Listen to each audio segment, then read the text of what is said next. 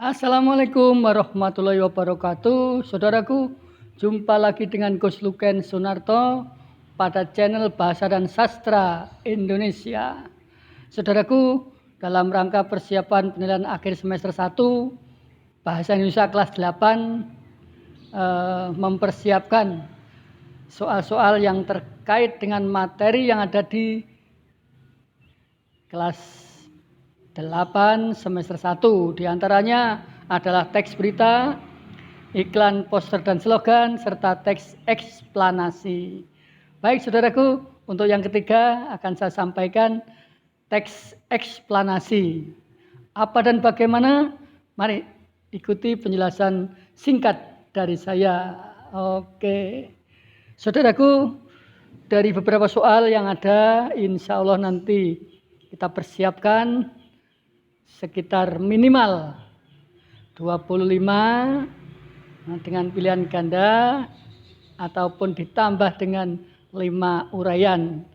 Masing-masing anak harus mampu menjawab soal paling tidak sedikitnya 25 soal dan 5 soal uraian. Oke. Oleh karena itu, mari kita ikuti materi yang ketiga. Rangkuman teks eksplanasi. Tentunya di sini kalian nanti akan ditanya tentang pengertian teks eksplanasi, strukturnya, cirinya, tujuannya, dan jenis teks eksplanasi itu sendiri, serta bagaimana pola pengembangan teks eksplanasi itu sendiri. Oke, nah ingat, untuk bisa menjawab ini Anda jangan lupa gunakan konjungsi dalam sebuah teks. Oleh karena itu, silakan Anda menuju channel Bahasa dan Sastra. Anda lihat juga perihal penggunaan konjungsi atau kata penghubung supaya lebih mahir dalam memahami teks eksplanasi. Oke, di dalam teks eksplanasi dan nanti akan mengerti tentang pengertian, ciri-ciri, gagasan umum, langkah-langkah meringkasnya. Oke. Nah, sudah tidak asing lagi dalam cara meringkas bacaan, tentu saja diawali dengan menentukan kata-kata kunci dari masing-masing kalimat dalam paragraf atau ilustrasi bacaan tersebut. Oke. Baik, kita lihat pengertian dan struktur teks eksplanasi. Teks eksplanasi merupakan teks yang berisi tentang proses mengapa dan bagaimana kejadian-kejadian alam, sosial, ilmu pengetahuan, budaya, dan lainnya dapat terjadi. Jadi materi intinya dari teks eksplanasi seputar kejadian yang sudah terjadi, alam, sosial, di ilmu pengetahuan, budaya, dan lainnya. Strukturnya terdiri dari tiga hal. Jadi diawali dengan pernyataan umum atau sebuah simpulan secara umum, kemudian dijelaskan dengan cara sebab akibat, lalu diakhiri dengan interpretasi atau penafsiran dari penulisnya. Jadi saya ulang, struktur teks eksplanasi terdiri dari pernyataan umum, pernyataan yang merupakan sebab akibat, dan pernyataan interpretasi. Oke, mudah-mudahan Anda ingat ya semuanya, saudaraku, anak-anakku. Nah, teks eksplanasi, teks yang menjelaskan atau menginformasikan proses terjadinya suatu peristiwa atau fenomena baik alam, sosial maupun budaya. Nah, ini misalnya ini. Itu saya munculkan sebuah gambar berantakan kejadian porak-poranda gempa bumi. Ini kalau ditulis menjadi teks eksplanasi, diceritakan secara umum pernyataan akibat awal dari gempa tersebut misalnya. Oke. Kemudian juga kita lihat di sini budaya, Reog Ponorogo. Reog merupakan sebuah budaya, ini pernyataan umumnya. Reog berasal dari Ponorogo, lalu dijelaskan secara khusus, rinci, sebab akibatnya mengapa harus dikatakan Reog Ponorogo, lalu diinterpretasikan, ditafsirkan. Budaya Reog Ponorogo ya mempunyai tujuan dan sebagainya, sebuah kebiasaan dan seterusnya. Oke, saudaraku, kita lihat ciri-ciri teks eksplanasi. Yang pertama strukturnya, jelas tadi sudah saya sampaikan, identifikasi fenomena atau kejadian itu. Kemudian rangkaian kejadian, lalu ada ulasannya bagaimana oleh penulisnya. Sebelumnya kita ketahui bahwa tujuan dari munculnya teks eksplanasi adalah bersifat informatif atau memberikan informasi. Ya, seperti halnya berita. Namun dalam teks eksplanasi ini lebih rinci asal muasalnya, sebab akibatnya. Oke, informatif. Kemudian setelah kita munculkan identifikasi fenomena, rangkaian dan uraian, ulasan, maka yang ketiga adalah berisi informasi fakta. Dimunculkan fakta-faktanya. Mengapa harus dinamakan Reog Ponorogo, ada kejadian apa sebelumnya. Ya. Dan yang terakhir ada informasinya itu bersifat ilmiah.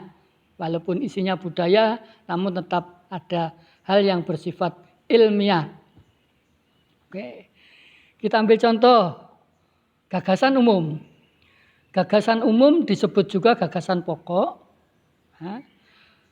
Pikiran utama, pokok pembicaraan, pokok pikiran.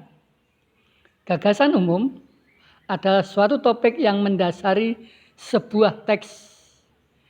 Gagasan umum juga dapat dikatakan sebagai pernyataan inti dari keseluruhan isi teks, ya, atau istilahnya orang lain mengatakan ide pokok nih saudaraku. Nah, bagaimana langkah-langkah menemukan gagasan umum teks? Bacalah teks dengan cermat, temukan kalimat utama dari tiap paragraf, simpulkan gagasan utama teks melalui kalimat utama. Untuk menentukan kalimat utama atau ide pokok, tentukan kata-kata kuncinya seperti penjelasannya sebelumnya. Oke, saudaraku. Baik. Nih kita lihat teks eksplanasi tentang gempa bumi. Nanti kita analisis secara singkat saja. Oke. Gempa bumi. Gempa bumi adalah getaran atau guncangan yang terjadi karena pergerakan lapisan batu bumi yang berasal dari dasar atau bawah permukaan bumi. Peristiwa alam itu sering terjadi di daerah yang berada di dekat gunung berapi dan juga di daerah yang dikelilingi lautan luas. Berdasarkan penyebab terjadinya, gempa bumi dapat digolongkan menjadi dua, gempa bumi, gempa tektonik dan gempa vulkanik. Gempa tektonik terjadi karena lapisan kerak bumi menjadi genting atau lunak sehingga mengalami pergerakan. Teori tektonik plate berisi penjelasan bahwa bumi kita ini terdiri atas lapisan batuan. Sebagian besar daerah lapisan kerak ini akan hanyut dan mengapung di lapisan seperti halnya salju. Lapisan ini bergerak sangat perlahan sehingga terpecah-pecah dan bertabrakan satu dengan yang lainnya. Itulah sebabnya gempa bumi terjadi. Sementara itu, gempa bumi vulkanik terjadi karena adanya letusan gunung berapi yang sangat dahsyat. Gempa vulkanik ini lebih jarang terjadi jika dibandingkan dengan gempa tektonik. Gempa dapat terjadi kapan saja tanpa mengenal musim.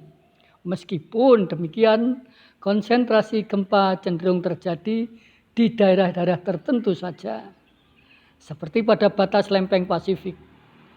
Tempat ini dikenal dengan lingkaran api karena banyaknya gunung berapi.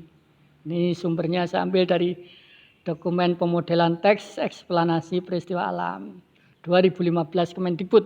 Baik saudaraku, anak-anakku, mari kita cermati paragraf 1 tadi. Paragraf 1 tadi adalah pengertian gempa bumi. Nah, ini ke 1 ya.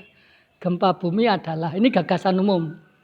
Jadi kita mencari inti persoalan dalam paragraf 1. Ide pokok paragraf 1 lah ini. Gempa bumi merupakan getaran dan guncangan. Ini intinya kan ini ya. Oke. Nah, bisa kita baca di situ. Gempa bumi adalah getaran, guncangan, pergerakan lapisan batu bumi yang berasal dari dasar atau daerah permukaan bumi. Dijelaskan pada paragraf 1 tadi. Kemudian di paragraf kedua, penyebab terjadinya gempa bumi. Ya, ini ada 2 jenis gempa. Nah, gempa tektonik dan gempa vulkanik kan begitu tadi. Kemudian di paragraf terakhir yang ketiga, gempa dapat terjadi kapan saja tanpa mengenal musim. Itulah anak-anakku poin-poin atau ide pokok dari bacaan teks eksplanasi berjudul Gempa Bumi di Atas ya. Itu gagasan umum teks eksplanasi gempa bumi. Saudaraku, selanjutnya akan kita pahamkan langkah-langkah meringkas teks eksplanasi. Tadi sudah kita jalani, kita lalui. Contoh-contohnya antara lain adalah menentukan kata-kata kunci, larik demi larik, kalimat demi kalimat dalam setiap paragraf. Pada sesi ini akan kita ulang kembali. Yang pertama adalah membaca teks eksplanasi dengan teliti. Nah, jelas tadi langkah-langkahnya disertai dengan penentuan kata-kata kunci kan kemarin. Kemudian yang kedua, temukanlah gagasan pokok pada tiap paragraf teks eksplanasi yang dibaca. Oke, mudah sekali rupanya. Langkah yang ketiga, susun gagasan pokok atau kata-kata kunci tadi yang ditemukan menjadi sebuah paragraf yang padu dengan bahasa sendiri. Ya, sudah kita jelaskan. Dan yang terakhir, jika memungkinkan, peringkaslah paragraf yang telah kamu susun dengan bahasa sendiri tanpa mengurangi isi pokok paragraf. Oke, dari sini maka setelah kita berikan ini teksnya, teks eksplanasi gempa bumi, lalu kita cari intisarinya setiap paragraf. Sekarang kita ringkas, lebih ringkas lagi. Nah, ini hasilnya kan seperti ini tadi. Ya, seperti yang sudah kita contohkan di atas tadi. Dari ketiga paragraf ini, gagasan utama paragraf 1, 2 dan 3 ini, ya anak-anak. Ini paragraf 1, pengertian gempa bumi. Paragraf kedua, penyebab gempa bumi dan 2 jenis gempa. Yang ketiga, gempa bumi terjadi kapan saja. Lalu kita ringkas kembali dengan bahasa kita sendiri. Kita gabungkan ketiga inti di atas. Jadilah sebuah bacaan baru. Ini yang namanya intisari paragraf tadi. Oke. Gempa bumi adalah getaran atau guncangan yang terjadi karena pergerakan lapisan batu bumi yang berasal dari dasar atau bawah permukaan bumi. Berdasarkan penyebab terjadinya, gempa bumi dapat digolongkan menjadi 2. Gempa tektonik dan gempa vulkanik. Gempa tektonik terjadi karena lapisan kerak bumi menjadi genting atau lunak sehingga mengalami pergerakan. Gempa bumi vulkanik terjadi karena adanya letusan gunung berapi yang sangat dahsyat. Gempa dapat terjadi kapan saja tanpa mengenal musim. Ini hasil ringkasan dari ini gabungan inti paragraf 1, 2, dan 3. Inilah anak-anakku sekedar mengingatkan bahan untuk persiapan ulangan akhir semester 1 Bahasa Indonesia kelas 8. Terima kasih atas perhatiannya. Mohon maaf bila ada kekurangan. Wassalamualaikum warahmatullahi wabarakatuh.